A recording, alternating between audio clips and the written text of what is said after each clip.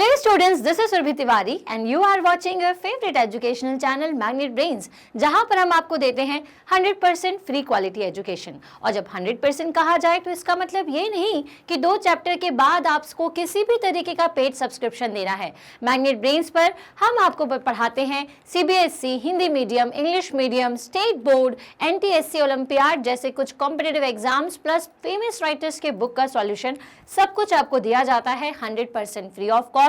आपको सिंगल पैसा देने की भी जरूरत नहीं है, सिर्फ चैनल को सब्सक्राइब करना है। तो हम स्टार्ट करने जा रहे हैं क्लास 6 का साइंस सब्जेक्ट। साइंस के अलावा भी आपके बाकी सारे सब्जेक्ट्स हैं, तो आपको कौन पढ़ाता है? तो ये रहे वो टीचर्स जिसमें से कुछ आपको मैथ्स, इंग्लिश, सोशल, हिंदी पढ़ाते हैं। इनका साथ होगा तभी हम होंगे कामयाब हमारे आने वाले एग्जाम्स में। तो मैथ्स का वीडियो हो, चाहे सोशल का हो या इंग्लिश का हो, साइंस के साथ इन सभी को भी आप ज़रूर फॉलो करें। तो हम पढ़ रहे थे body movements, chapter number 8। Clear है? तो इस बॉडी मूवमेंट चैप्टर में मैंने आपको क्या क्या बता दिया था? इस चैप्टर में हमने आपको बताया था कि हमारी बॉडी जो है वो मूव कैसे कर पाती है। दैट मीन्स कि हमने देखा कि हमारा जो नेक है वो इस तरह से रोटेट कर लेता है, हमारे हैंड्स चारों तरफ रोटेट कर लेते हैं, हमारे पैर जो है वो रोटेट कर लेते हैं। ठीक है, तो ये सभी हमारे बॉडी के ऐसे पार्ट है जिनको हम थोड़ा सा मूव कर सकते हैं। क्लियर है? तो ये सारे जो मूवमेंट है वो किस कारण होते हैं? तो हमने देखा कि हमारी बॉडी में कई तरीके के जॉइंट्स होते हैं, जैसे कि हिंज जॉइंट होता है, पाइवट जॉइंट होता है। इन सभी जॉइंट्स के बारे में मैंने हमारे कुछ प्रीवियस वीडियो में आपको समझाया हुआ है। तो अगर आपको वो पढ़ना है पहले, तो आप मेरा प्रीवियस वीडियो ज़रूर देख सकते हैं। प्लेलिस्ट की लिंक आपको इसी वीडियो के डिस्क्रिप्शन बॉक्स में मिल जाएगी। क्लियर है? अब हमने ये तो देख लिया कि हमारी बॉडी में बहुत सारे ऐसे पार्ट्स हैं जो कि मूव करने का काम करते हैं। ठीक है, जैसे हाथ हो गए, आपके पैर हैं या आपकी गर्दन जिसको हम नेक कहते हैं। ठीक, लेकिन अभी भी हमारी बॉडी में कुछ ऐसे पार्ट्स होते हैं जो कि मूवेबल नहीं है, लाइक स्केलेटन। क्लियर है? स्केलेटन हो गया, या हमारे जो टीथ हैं जहाँ पर वो होते हैं वो अपनी जगह से नहीं मूव करते, या हमारी जो, अगर अपन अपर जॉ की बात करें तो जब भी हम बोलते हैं तो अपर जॉ मूव नहीं करती। ठीक है, तो हमारी बॉडी में इसका मतलब कुछ फिक्स्ड जॉइंट होते हैं और कुछ जॉइंट जो है वो मूवेबल होते हैं। तो आज हम इन्हीं फिक्स्ड जॉइंट के बारे में पढ़ेंगे। मूवेबल जो जॉइंट्स थे, बॉल एंड सॉकेट है, हिंज या पाइवट जॉइंट था, इन सभी के बारे में हम पढ़ चुके हैं। इसलिए अब हम स्टार्ट करने जा रहे हैं फिक्स्ड जॉइंट। क्लियर है? अब फिक्स्ड का मतलब क्या होता है? जो एक ही जगह पर हो। ठीक है, और जॉइंट मतलब क्या होता है? हमारी बॉडी में हर बार क्या होता है कि आपकी बोन के साथ एक दूसरी बोन अटैच इस तरह से होती है, और उस पॉइंट को हम क्या कहते हैं? जहाँ से वो जुड़ी हुई होती है, उस पॉइंट को हम उसका जॉइंट कहते हैं। ठीक है, तो फिक्स्ड जॉइंट क्या होता है? तो some joints between bones in our head are different from those we have discuss so far. अब हमारा जो हेड होता है उसमें कई सारे बोन्स होते हैं। ठीक है, कुछ ऐसी बोन्स हैं जो कि हमने जो पहले पढ़ी हुई है उससे थोड़ी डिफरेंट है। मतलब कहने का ये है कि जो मूवेबल थी, लेकिन ज़रूरी नहीं कि सारी की सारी मूवेबल हो। The bones can not move at these joints. अब कुछ बोन्स ऐसी होती हैं जो कि अपने जॉइंट से मूव नहीं करती, जैसे कि आप इस पिक्चर में देख पा रहे हैं। ठीक है, या अगर आप ये नाचते हुए स्केलेटन को पूरा देखोगे तो आप क्या देख रहे हो कि इसका कुछ बॉडी पार्ट जो है वो तो मूव कर रहा है, लेकिन कुछ बॉडी पार्ट जो है वो बिल्कुल फिक्स है। ठीक है, so the joints in which bones can not move और बैंड आर कॉल्ड इमोबाइल। ठीक है, इनमूवेबल और फिक्स्ड जॉइंट्स। ठीक है, तो अब इमूवेबल या फिर फिक्स्ड जॉइंट्स क्या होता है? इस चीज़ को समझने के लिए आपको क्या याद रखना है कि वो जॉइंट्स जो कि हमारी बोन्स में होते हैं और जो कि मूव या फिर बैंड नहीं कर पाते, क्या नहीं कर पाते? मूव नहीं हो पाते या बैंड नहीं हो पाते। ठीक है, उन सारे जॉइंट्स को हम क्या कहते हैं?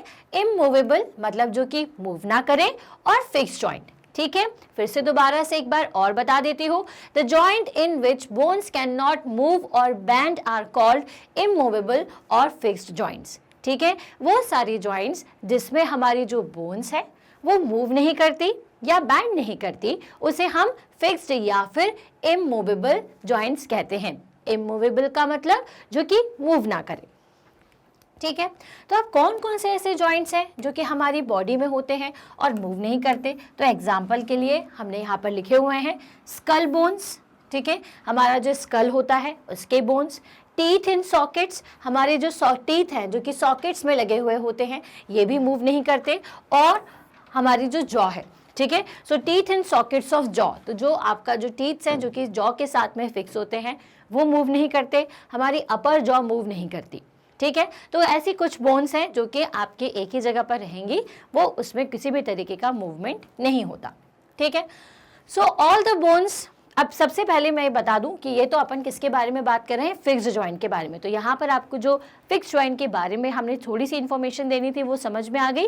फिक्स्ड जॉइंट्स कौन से होते हैं, हमारी बोन्स के वो सारे जॉइंट्स जो कि इमूवेबल हो या अपनी जगह से नहीं हिलते, जिन्हें हम फिक्स्ड जॉइंट्स कहते हैं, ठीक है।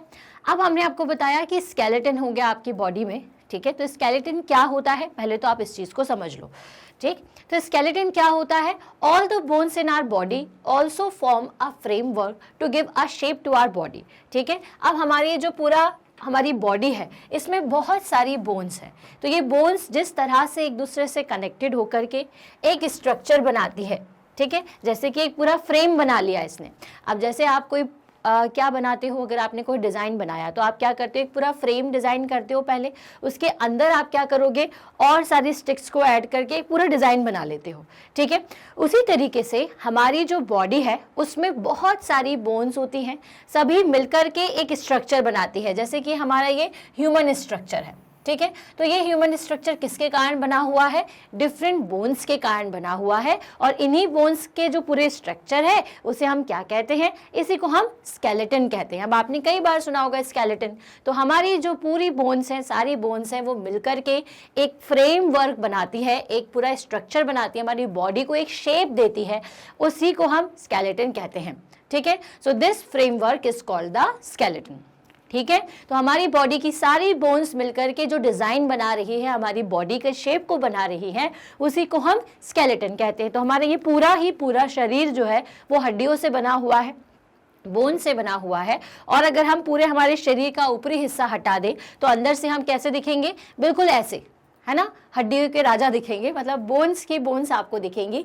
तो इसीलिए आपका ये जो शरीर है जो कि हड्डियों से बना हुआ है उसको हम स्केलेटन कहते हैं, ठीक है। अब एक इन्फॉर्मेशन के लिए ही एक पॉइंट मैंने यहाँ पर ऐड किया हुआ है कि the human skeleton is composed of around 305 bones at birth. जब हमारा जन्म होता है, जब बर्थ होता है किसी का, तो उसकी बॉडी में कितनी बोन्स होती हैं, 305 बोन्स होती हैं, ठीक है। So the number of bones in the skeleton changes with the age, और जैसे जैसे एज बढ़ती है ये जो नंबर है वो चेंज हो जाता है।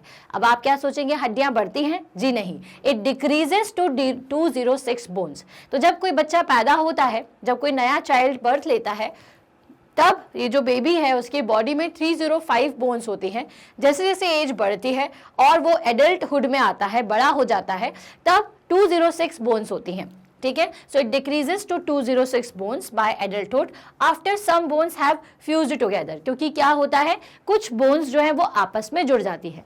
तो ये कहानी थोड़ी सी कि क्यों जुड़ती है, कैसे जुड़ती है, ये तो हम आगे हम जब अगर बायो ऑप्ट करते हैं या आगे हम जब और स्टडी करेंगे तब के बारे में, ठीक है। अभी सिर्फ हमारे लिए इतना काफ़ी है कि जब कोई बच्चा जन्म लेता है तो उस दौरान उसकी बॉडी में 305 बोन्स होती हैं और एक एडल्ट की बॉडी में 206 बोन्स होती हैं। क्लियर हो गया, चलिए। तो यहाँ से हमें ये कहानी तो समझ में आ गई कि स्केलेटन क्या होता है। तो हमारी बॉडी में जो बोन्स एक पूरा डिज़ाइन बनाती है, हमें एक जो शेप देती है, उसी को बोन्स के शेप को हम क्या कहते हैं, स्केलेटन कहते हैं। बोन्स के द्वारा बनाया हुआ हमारी बॉडी का कंप्लीट शेप, ठीक है। अब इसके बाद एक्सरे इमेजेस क्या होती हैं, ठीक है। सो एक्सरे इमेजेस आपने कई बार देखा होगा, अगर कोई डॉक्टर को दिखा करके आता है उसकी बॉडी में एक्सीडेंट हो गया है तो डॉक्टर क्या करते हैं, क्या कहते हैं, एक्सरे करवाइए। क्योंकि एक्सरे किया करने से क्या होता है, हमारी बॉडी के अंदर जो बोन्स है उसको चेक किया जाता है। तो ये एक एक्सरे का यहाँ पर हमने पिक्चर लगाया हुआ है। एक्सरे क्या होता है, x ray are type of radiation called the electromagnetic waves, ठीक है।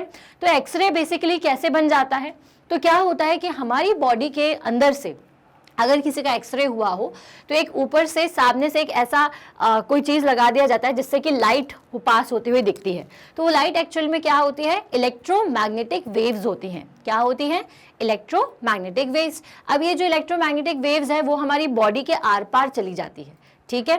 So X ray imaging creates picture of the inside to of body. हमारी जो एक्सरे इमेजेस होती हैं, ये जो एक्सरे इमेज है ये हमारी बॉडी के अंदर के स्ट्रक्चर को की फोटो खींच करके ले आती है, आप ये समझिए, ठीक है। तो एक्सरे इमेजेस क्या है, वो सारी इमेजेस जो कि इलेक्ट्रोमैग्नेटिक वेव्स हमारी बॉडी के अंदर की चीज़ों को देखने के लिए यूज़ करती, क्या बॉडी के अंदर क्या बना हुआ है इस चीज़ को दिखाने के लिए हम यूज़ करते हैं, उसे एक्सरे इमेजेस कहते हैं। The images show the parts of your body in different shades of black and white. अब आपके बॉडी के अंदर जब आपको एक्सरे इमेज मिलती है तो आप ये सोचेंगे कि हमारी बॉडी क्या ब्लैक एंड वाइट है? जी नहीं, हमारी बॉडी के अंदर तो आपको पता है ब्लड है, बहुत सारी चीज़ें हैं, लेकिन ब्लैक एंड वाइट इमेज हमें इस एक्सरे इमेज से मिलती है। ठीक है, तो एक्सरे इमेज क्या होती है? बेसिकली आपकी बॉडी के अंदर की बोन्स को चेक करने के लिए जो इलेक्ट्रोमैग्नेटिक वेव इमेज लेकर के आती है उसी को हम क्या कहते हैं? एक्सरे इमेज कहते हैं। एक्सरे इमेज का यूज क्या होता है? तो एक्सरे इमेज के यूज से हम ये देखते हैं कि हमारी बॉडी के अंदर जितनी भी हमारी हड्डियां हैं, हमारी जो बोन्स हैं, वो प्रॉपर है या नहीं। अगर मान लीजिए कि किसी का शोल्डर डिसलोकेट हो गया है तो यहाँ से थोड़ा सा, यहाँ पे जो इसको इमेज दिख रही है हमारी बॉडी के बोन्स की, ये थोड़ी सी डिसलोकेटेड दिखेगी, तो ये डॉक्टर्स आसानी से समझ जाते हैं। हमारे लिए शायद इतना समझना आसान नहीं होता, लेकिन क्योंकि जो इसकी स्टडी करते हैं वो आसानी से इस चीज को आइडेंटिफाई कर लेते हैं। तो हमने यहाँ पर दो चीजें आपको बताई कि स्केलेटन और एक्सरे। तो अब क्योंकि हम ये सारी चीजें क्यों बता रहे हैं? क्योंकि हम पढ़ रहे हैं जॉइंट्स इन ह्यूमन बॉडी, हमारी बॉडी में कितने जॉइंट्स हैं। तो हमने कैसे पता लगाया?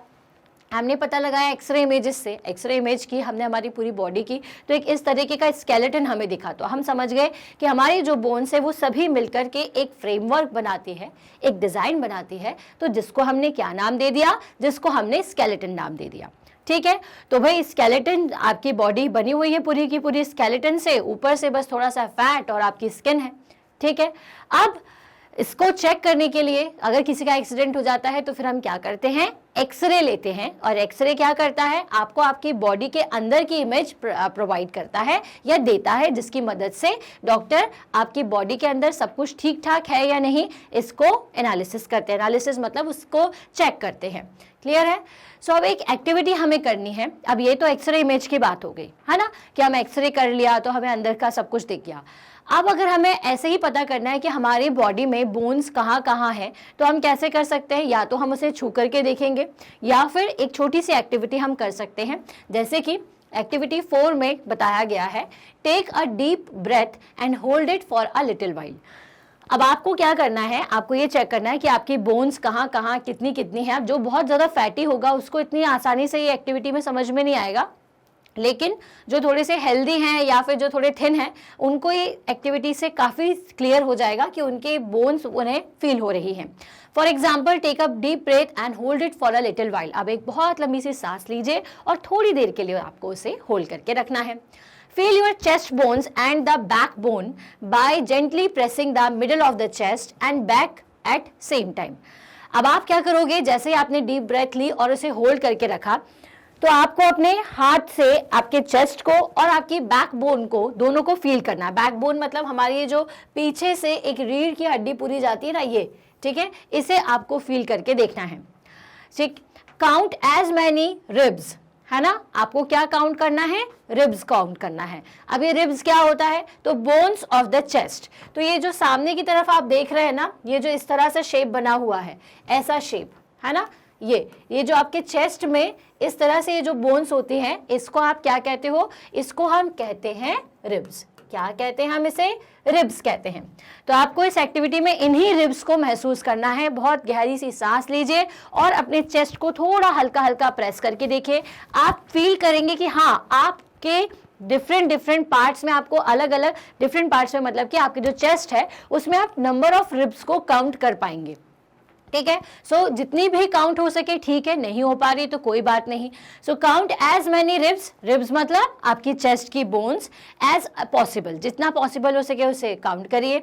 Observe the figure carefully and compare with the what you feel of the chest bone.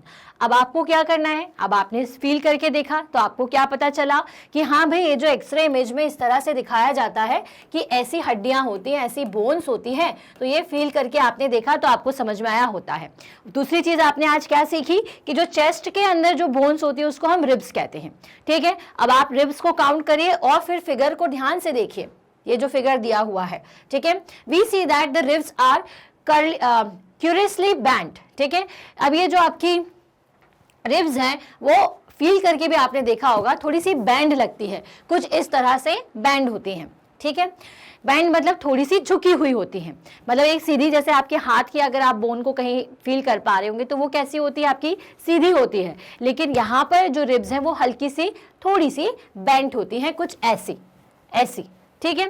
So they joint the chest bone and the back bone together to form a box. अब आप देखो, अगर इसको ध्यान से देखोगे तो एक तरीके का बॉक्स है, ये आगे आपकी ये जो चेस्ट बोन है और पीछे जो रीढ़ की हड्डी होती है आपकी बैक बोन, इन दोनों को जोड़ने का काम करती है और एक तरीके से खाली डब्बा या बॉक्स बना देती है। देखो ये सामने कैसे है, आपकी चेस्ट की मेन बोन है और पीछे क्या है, आपकी जो बैक बोन होती है, जिसको हम हिंदी में रीढ़ की हड्डी कहते हैं, उससे ये दोनों रिब्स जो हैं वो जुड़ी हुई होती हैं, कुछ इस तरह से। ये सामने का है और मान लीजिए पीछे का हिस्सा है जो मैं यहाँ से डिजाइन कर रही हूँ, तो ये इस तरह से जुड़ी होती है कि ये सबको एक साथ मिक्स कर दें, ठीक है, और एक तरीके का ये बॉक्स टाइप का पूरा बना देती हैं। क्लियर है?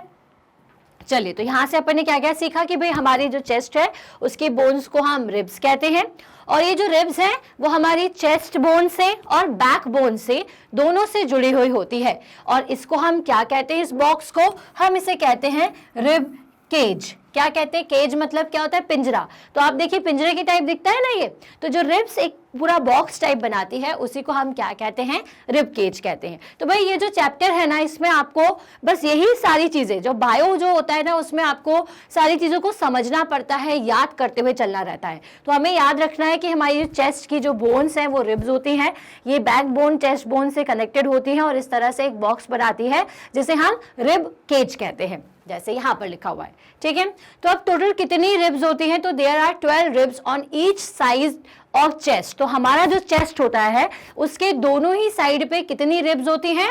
12 रिब्स। 12 इस साइड होती हैं और 12 इस साइड, मतलब 12 दोनों साइड होती हैं। टोटल 24 अगर अपन बोल सकते हैं, याद रखेंगे। तो टोटल कितनी रिब्स होती हैं? 12 रिब्स। तो there are 12 ribs on each side of chest. Some important internal parts of body lie protected inside the cage. और भाई ये जो केज है इसको पिंजरा ही क्यों बनाया जाता है? क्योंकि हमारी बॉडी के कई सारे इंपॉर्टेंट जो पार्ट्स हैं वो इसी केज के अंदर होते हैं, ठीक है। अब वो कौन से बॉडी पार्ट है वो आगे वाली क्लासेस में हम सीखेंगे। फिलहाल हमें रिब केज के बारे में पता करना था कि हाँ भाई इसके अंदर हमारी बॉडी का एक बहुत सेंसिटिव पार्ट होता होगा, इसीलिए केज टाइप बना हुआ है, ठीक है। तो ये जो केज है इसके अंदर हमारी बॉडी का एक बहुत ही इंटरनल और इम्पॉर्टेंट पार्ट स्टोर्ड रहता है, अंदर रहता है, ठीक है। So ask some friends to touch their toes without bending their knees. अब आपने यहाँ के बारे में तो सीख लिया, हमें क्या करना था? हमारी डिफरेंट बॉडी पार्ट्स को चेक कर रहे थे। तो हमने सबसे पहले चेस्ट को चेक किया, तो हम समझ गए कि हमारी चेस्ट में जो बोन्स होती हैं हम उसे रिब कहते हैं, जो बैक बोन और चेस्ट बोन। हम बार बार मैं कह रही हूँ, मुझे पता है, लेकिन ये याद रहे आपको इसलिए मैं बता रही हूँ। तो आपके चेस्ट बोन और बैक बोन से कनेक्टेड होती है और ये एक रिब केज बनाती है, क्योंकि इस रिब केज के अंदर हमारी बॉडी का एक इम्पॉर्टेंट पार्ट रहता है, ठीक है। अब इसके अलावा भी बहुत सारी बोन्स हैं जो कि आपके फिक्स्ड रहती हैं, मूव नहीं करती। तो आप अपने फ्रेंड से कहो कि भाई touch their toe without bending their knee. अब आपको क्या करना, अपने टो को, नी को बिना बैंड किए हुए टच करना है। Starting from the neck move your finger downwards on the back of your friend. अब जब वो इस तरह से चेक करेगा, इस तरह से नीचे की तरफ बेंड हो जाएगा आपका फ्रेंड, तो आपको क्या करना है, उसके नेक से स्टार्ट करते हुए, यहाँ से नेक से स्टार्ट करते हुए आपकी फिंगर को धीरे धीरे नीचे लेकर के आना है फ्रेंड से, ठीक है। What you feel is the backbone. और जैसे कोई इस तरह से झुका होगा और आप अगर उसको यहाँ से चेक कर रहे होंगे, तो जो आपको पूरा फील होगा पीछे की तरफ, जब आप पूरा उसको टच करके देखते हो धीरे धीरे, तो आपको क्या फील होती है? एक मजबूत सी बोन आपको फील होती है। वो क्या होती है? वो होती है आपकी बैकबोन। क्या होती है ये? बैकबोन, है ना। So it is made up of many small bones called the vertebrae, ठीक है। So it is made up of many small bones called vertebrae. नाम याद रखिएगा, बैकबोन में छोटी छोटी सी बोन्स होती हैं जिनको हम क्या कहते हैं? वर्टेब्रे। थोड़ा सा प्रोनाउंसिएशन इसका आपको अलग अलग जगह अलग मिलेगा, लेकिन अपन इंडियन प्रोनाउंसिएशन में से वर्टिब्रे कहते हैं। क्लियर है? So the backbone consist of 33 vertebrae. तो ये जो छोटी छोटी सी आपको बोन्स दिख रहे हैं, जहाँ पे अगर आप देख पा रहे होंगे इसमें, तो ये जो छोटी छोटी सी येलो कलर की या ये पर्पल या ब्लू कलर में अगर आप देख रहे हैं, या फिर ये जो छोटी छोटी सी ये बोन्स निकली हुई दिख रही हैं, ये क्या होती हैं? वर्टिब्रे। तो हमारी बैकबोन के अंदर ये 33 वर्टिब्रेज होती है। The rib cage is joint to these bones. और हमारी रिब जो होती है, रिब मतलब हमारी चेस्ट में जो बोन्स होती है, ये जो बोन्स है वो पीछे की तरफ जाती हैं बैकबोन की तरफ, और बैकबोन से कैसे कनेक्टेड होती है? इन वर्टिब्रेज के थ्रू कनेक्टेड होती हैं। समझ में आई बात? तो हमारी चेस्ट में कितनी होती है? 12 दोनों साइड पर, 12 लेफ्ट साइड, 12 राइट साइड, दोनों साइड पर 12 बोन्स होंगी, और जिसे अपन रिब कहते हैं, जो कि मिलकर के रिब केज बनाती हैं। ये जो रिब्स है वो पीछे की तरफ वर्टिब्रे के थ्रू हमारी बैक बोन से कनेक्टेड होती है। क्लियर है? चलिए, so if backbone was made up of only one long bone, will you friend be able to bend? अब देखिए, अगर हमारी जो पीछे की हड्डी होती वो सिर्फ एक सिंगल इस तरह की बोन से बनी हुई होती, तो क्या हम बेंड कर पाते? नहीं।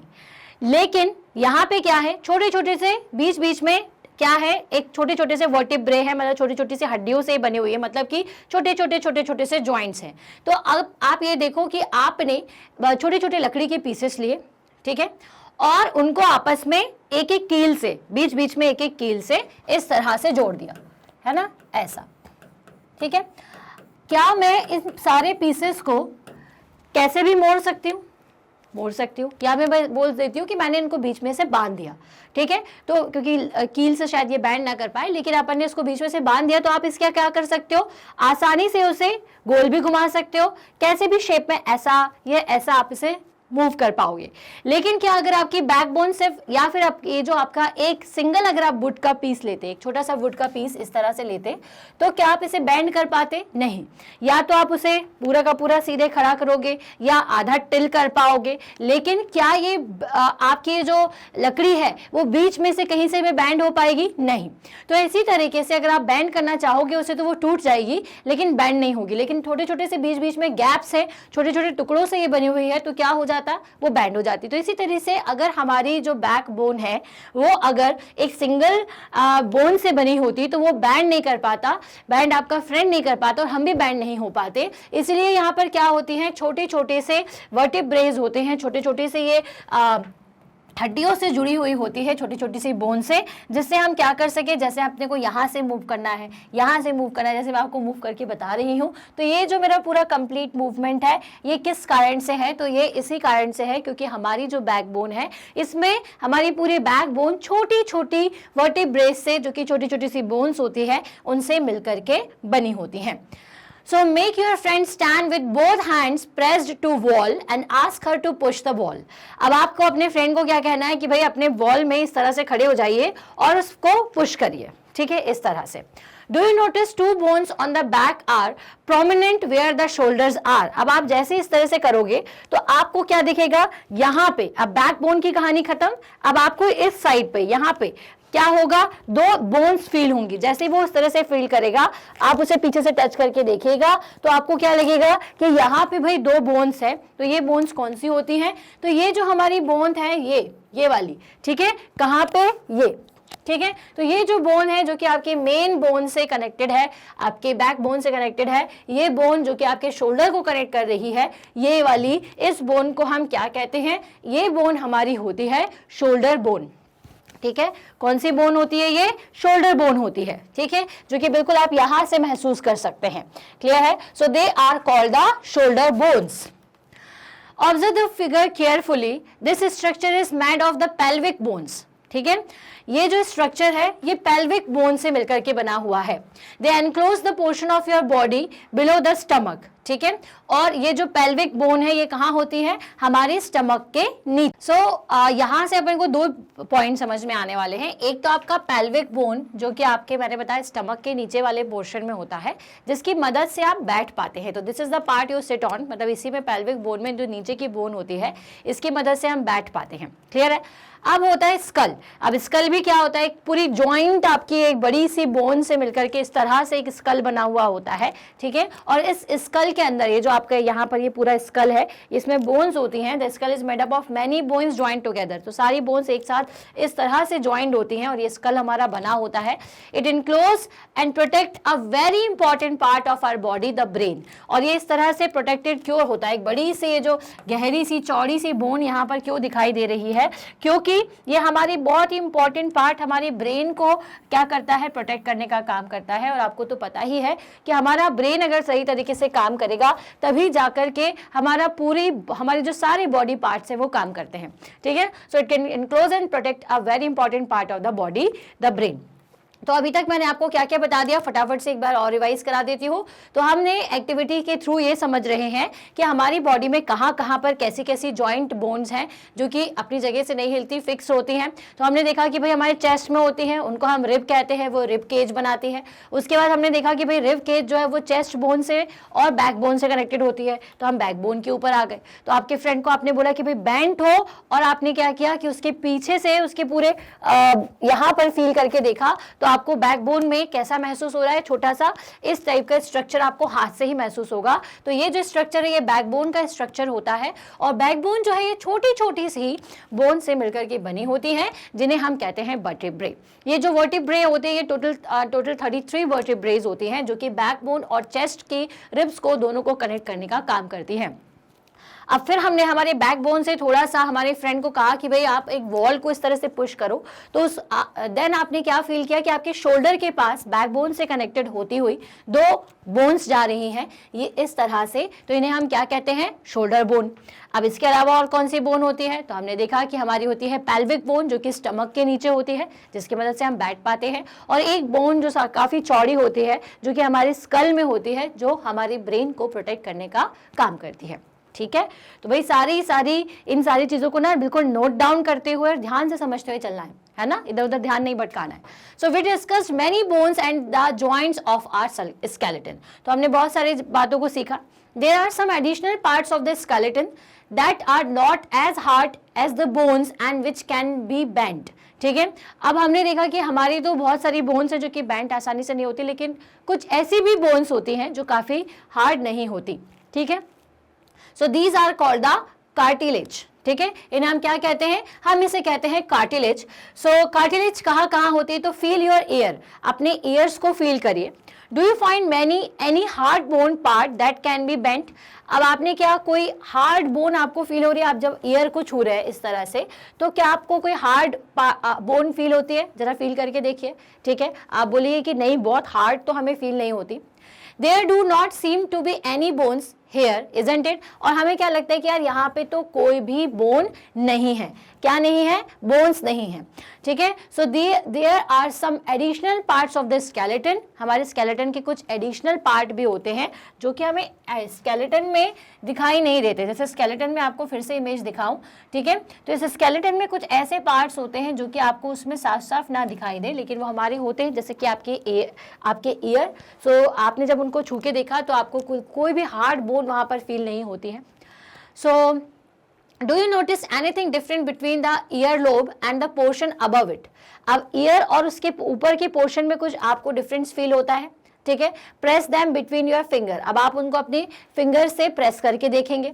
सो you do feel something in the upper part of the ear that is not as soft as the ear lobe but not as hard as bone, isn't it?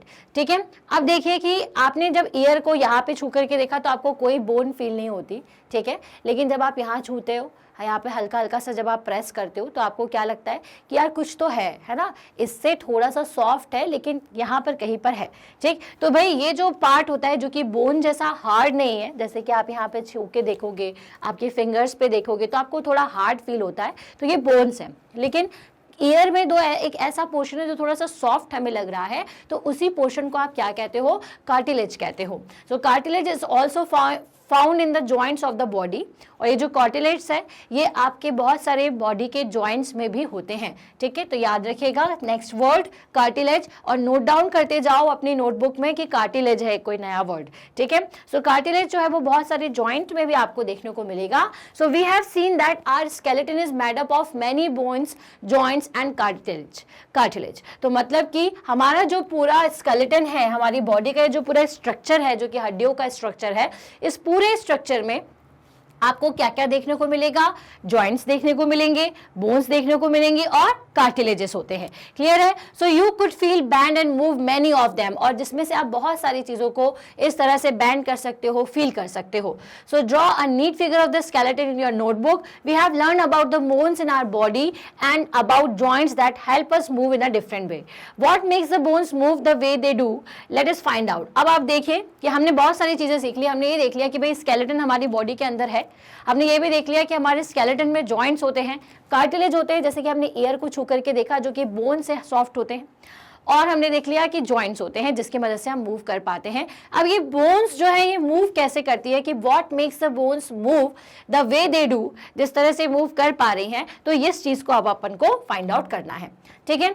So make a fist with one hand, bend your arm at the elbow and touch your shoulder with the thumb, ठीक है। इस तरह से आपको क्या करना है, जैसा फिगर ए में दिखाया हुआ है, आप सबसे पहले इस तरह से मुट्ठी बांध लीजिए, फिस्ट विद वन हैंड, ठीक है। Band your arm at the elbow, और अपनी आर्म को एल्बो की तरफ क्या कर लीजिए, बैंड कर लीजिए, ठीक है। And touch your shoulder with the thumb, और अपने थंब से अपने शोल्डर को टच करके देखिए, ये देखिए इस तरह से आपको इसको टच करके देखना है। So do you see any change in your upper arm, क्या आपके अपर आर्म में कोई चेंजेस होते हैं? तो भाई देखिए, जब अपना हाथ ऐसा होता है, जब आप अपने इस तरह से हाथ को करते हो तो यहाँ पे क्या होता है, थोड़ा सा फूला हुआ लगता है ना। आप कहते हो ना देखो मेरी बॉडी बन गई, है ना। बॉडी बिल्डर्स क्या करते हैं, इस तरह से अपनी बॉडी दिखाने के लिए क्या करते हैं, हाथों को ऐसा उठाते हैं, तो आपको यहाँ पे थोड़ा फूला हुआ दिखता है, ठीक है। So do you see any change in the upper arm, तो हाँ यहाँ पर हमें थोड़ा सा फूला हुआ लगता है। Touch it with the other hand, और उसको दूसरे हाथ से आपको इस तरह से टच करके देखना है। Do you observe a swollen region in the upper arm, अब आपको यहाँ पे कुछ फूला हुआ लगता है, तो जी हाँ लगता है, हमने कई बार इसको देखा है। हम हमारे छोटे भाई बहनों को बताते देख मेरी बॉडी, दिखाते हो ना, कई बार करते होंगे ऐसा। तो ये जो सॉलन रीजन है आप उसको फील करिए। सो इसको हम क्या कहते हैं, ये कहलाती है मसल्स। क्या कहलाती है, मसल्स कहलाती हैं, ठीक है। So the muscle bulged due to the contraction, it becomes smaller in length, ठीक है। तो भाई ये जो मसल्स है ये एक्चुअल में इस तरह से सॉलन क्यों हो जाती है, क्योंकि इधर साइड से आप उसको क्या करते हो, कॉन्ट्रैक्ट कर देते हो, मतलब इस तरह से दोनों साइड से आप उसे दबा देते हो, तो ये मसल कैसी होती है, फूली हुई दिखने लग जाती है, ठीक है। So now bring your arm back to its normal position. What happened to the muscle, is it still contracted. अब आप जब उसको इस तरह से रखते हो तो ये कॉन्ट्रैक्ट होती है मसल और फूल जाती है। जैसे ही आप उसको ऐसे करते हो तो क्या होता है, ये मसल नॉर्मल हो जाती है, वापस फूली हुई नहीं रहती है। So you can observe similar contraction of muscles in your leg when you walk और रन। और जब आप जैसे दौड़ते हो तो यही कॉन्ट्रैक्शन आपको लगता है क्या कि यहाँ पे कुछ फूल गया है। जैसे आप दौड़ते हुए किसी को देखोगे तो पैरों को देखोगे कि नीचे से फूला हुआ लगता है, तो क्यों, क्योंकि मसल्स जो है वो कॉन्ट्रैक्ट होती है, मतलब दबा दिया जाता है, उनको दबाव होता है उनके ऊपर, और वो फूला हुआ या स्वेल्ड दिखती है। So when contracted the muscle becomes shorter, stiffer and thicker, it pulls the bone, ठीक है।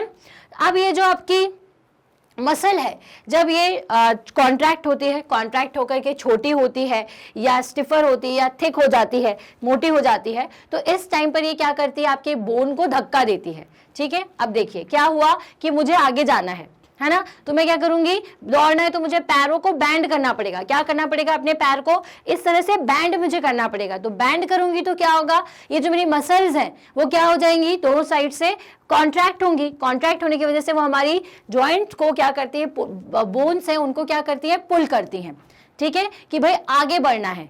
समझ में आया, हमारे जॉइंट्स को नहीं, हमारी जो बोन्स होती हैं उनको वो धक्का देती है कि आपको आगे बढ़ना है। अब देखिए कि जैसे ही आपने पैरों को मोड़ा तो ये जो आपकी मसल है वो कॉन्ट्रैक्ट हुई, और ये जो हड्डी है जो कि बैंड नहीं होती है, जो जिसमें जॉइंट नहीं है, वो क्या होगी, उसको फिर वो आगे की तरफ पुल करेगी, ठीक है। Muscle work in pairs. अब ये जो मसल्स हैं ये बेसिकली पेयर्स में वर्क करती हैं। अब देखिए थोड़ा सा वास्ट है ये सब चीजों को समझना, लेकिन आज धीरे धीरे समझिए। अभी आपने क्या किया था, आपने देखा कि आपके हड्डियों में जॉइंट्स होते हैं, जिसकी वजह से क्या होता है, आपकी जो हड्डियां है वो मूव कर पाती है, इधर उधर रोटेट कर पाती है। फिर हमने देखा कि यार हमारे यहाँ तो ऐसी कुछ बॉडी में हड्डियां होती है जो कि काफ़ी ब्रॉड लगती है, जैसे हमारा हेड, तो हेड में होता है जो स्कल, वो बहुत ब्रॉड और बहुत सारी हड्डियों से मिलकर के ये बना होता है। और फिर हमने अलग अलग बोन्स के बारे में स्टडी किया। फिर हमने देखा कि ईयर में बोन नहीं होती क्योंकि वो सॉफ्ट लगती है, तो उसको क्या कहते हैं, कार्टिलेज कहते हैं। तो हम ये चीज़ समझ गए कि हमारी बॉडी के अंदर क्या क्या होता है, बोन्स होती हैं, जॉइंट्स होते हैं और कार्टिलेज होते हैं।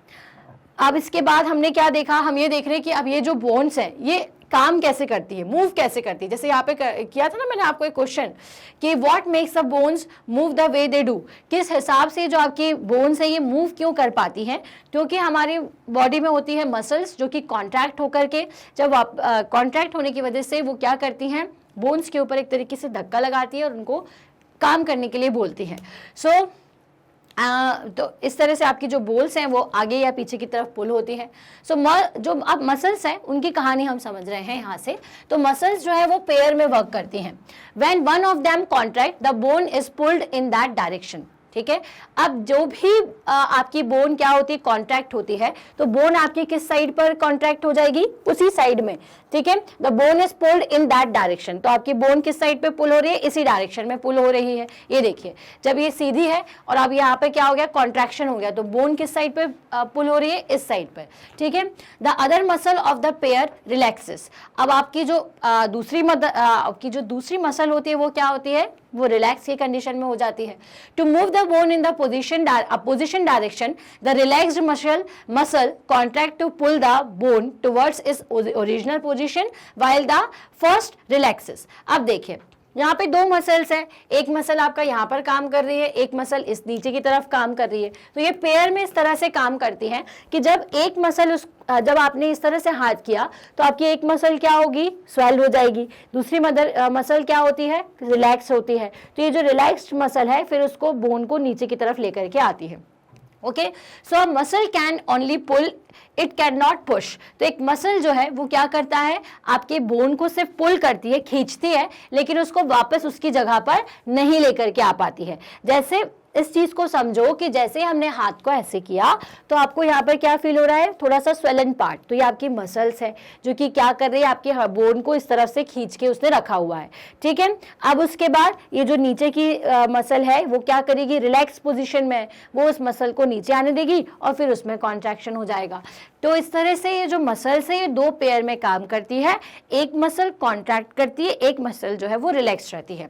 सो these two muscles have to work together to move a bone. इस तरह से दो मसल्स एक साथ काम करती है ताकि हम बोन को मूव कर पाए। जैसे मुझे ऐसे उठाना है तो मैं क्यों उठा पा रही हूँ, क्योंकि मसल्स जो है मेरी ये फूल रही हैं इस तरह से। ठीक है, अब ये रिलैक्स्ड है तो ये जब इस तरफ जाएगी तो ये इसको आसानी से क्या करने देगी, बेंट होने देगी।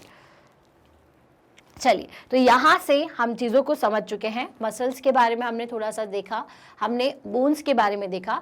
अब इसी टॉपिक को मसल्स जो है हम इसे और हमारे नेक्स्ट वीडियो में कंटिन्यू करेंगे, जिससे आपको ये वीडियो काफ़ी ज़्यादा समझ में आए।